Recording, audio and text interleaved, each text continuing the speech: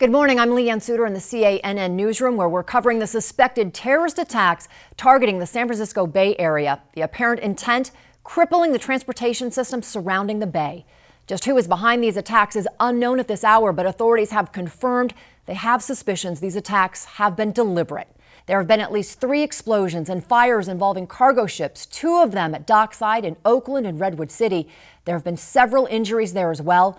And the 3rd cargo vessel hit by an apparent underwater explosive is dead in the water. No power, it's steering damage just outside the port of Oakland, and it could be leaking oil into the bay. Now, the mayor of Oakland has issued a statement asking that all Oakland residents shelter in place because of the possible toxic smoke from the fire at the port of Oakland. The mayor is advising all residents to stay indoors, shut all doors and windows, and turn off outside air conditioning. Officials say it is not possible to evacuate the entire city, so residents need to stay in their homes or businesses until the all clear is sounded. We're now going live to the scene of a second explosion near the port of Redwood City, this one at a cement manufacturing plant where there have been multiple injuries. CANN's Anna Duckworth is live on the scene with the latest on this explosion, which has rocked the port. Anna?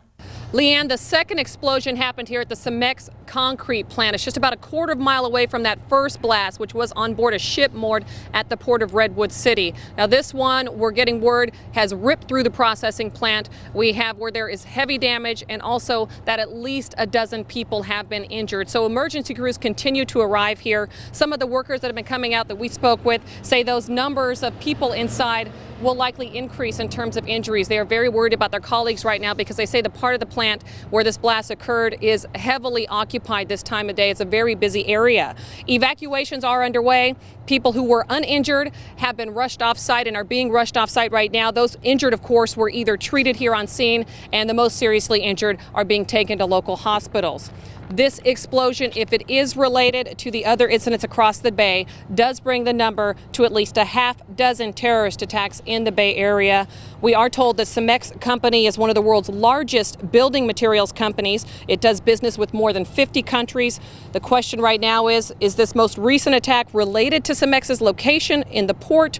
Or is it because of the company's business dealings around the world? Redwood City's port, by the way, is the deepest port in the San Francisco Bay. And Leanne, I have to tell you, as we were rushing over here from the site of the first explosion, it was a very eerie scene. The streets are nearly completely emptied, and the people who are out right now are crowding around on corners and away from businesses and buildings because they say they fear these buildings could be the target of another terrorist attack. People are telling us they are angry. They say they are scared. They don't know where to turn.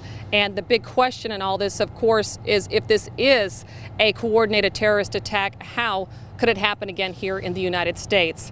That's it for now, Leanne. I'll, of course, update you with any of the latest developments and news from here in Redwood City. For now, that's the latest. Back to you.